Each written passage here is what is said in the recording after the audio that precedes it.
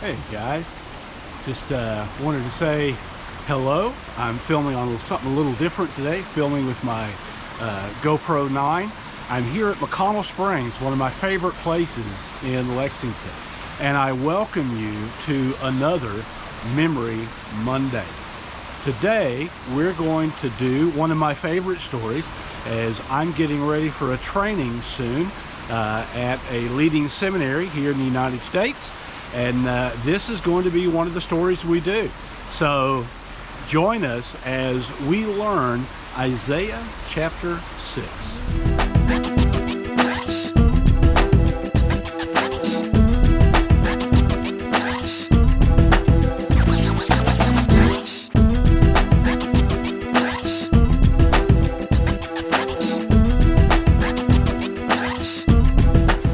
Our story today is a story from the Old Testament. It's a story that there's a little discussion about when it may have happened, but we do know it was in the year that King Uzziah died. King Uzziah was the king of Israel. He was king for like 52 years. And while he was king, he was a godly king, but while he was king, the nation spiritually kind of took a nosedive.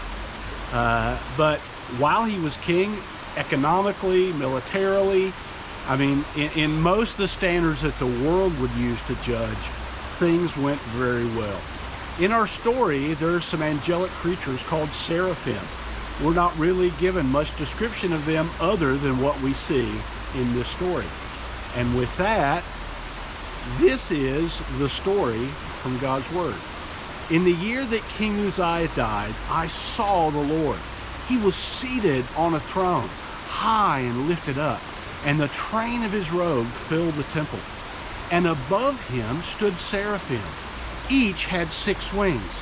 With 2 he covered his feet, with 2 he covered his face, and with 2 he flew. And one called to another and said, "Holy, holy, holy is the Lord of hosts. The whole earth is filled with his glory." And at the sound of the voice of the seraph, the foundation of the temple shook, and the room was filled with smoke. Then I said, "Woe is me, I am doomed, because I'm a man of unclean lips, and I live among a people of unclean lips. And my eyes, they have seen the King, the Lord of hosts." And at that, one of the seraphs flew to me, and he had in his hands a tongue which held a coal he had taken from the altar. And with that coal he touched my lips. And he said, "Because this has touched your lips, your sin is forgiven, and your iniquity is taken away." And then I heard the voice of the Lord say, "Whom shall I send? Who will go for us?" And I said, "Here I am, send me." And there's our story from God's Word. Now, even though this story is not so much an action story, we would not think of it that way, as you remember this story, there's a number of memory hooks you can use. First of all, the introduction. You know, the fact that God chose to reveal himself to Isaiah in the year that King Uzziah died. You know, that's fairly significant. So that is a great hook to begin with.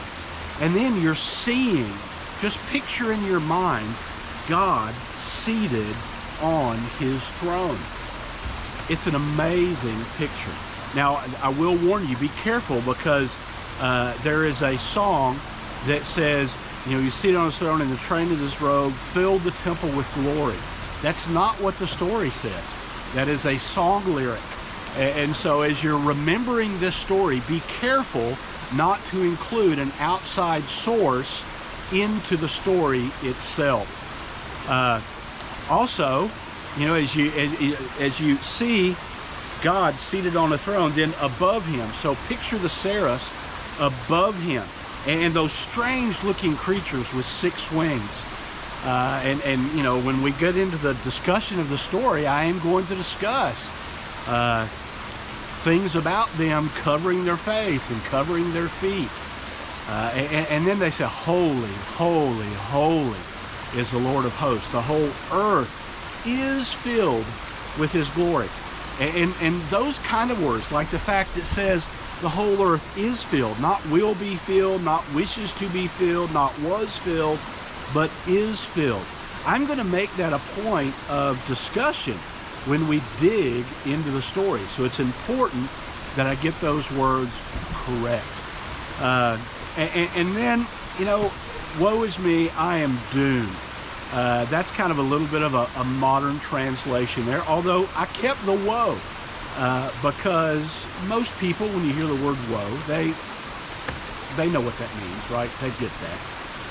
But I'm doomed, you know, just showing the holiness of God. What do we learn about the holiness of God, right? From what Isaiah, how Isaiah responded, also from what the seraphim did when they were in his presence, these holy creatures. So again, as I'm going through the story, I'm thinking through some questions, you know, that I might use as I dig through. And then the picture of the seraph with a coal in his hands. The one memory part here that might be a little difficult is the sin is forgiven, my iniquity is taken away. And I think that's correct. I'm going to have to check later and make sure I got that order right.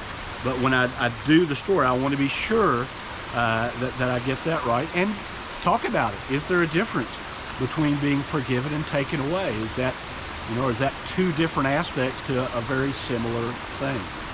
So this is an incredible story with a lot of really rich truth. And this is one of my 2 favorite stories in all the Bible to do. And as we get to the end of the story on Friday, I'm going to give you a little teaser. This story is actually typology. And so on Friday, when we get to the end of the story, we're going to look at a New Testament passage that addresses this passage. So until then, keep on telling those Bible stories.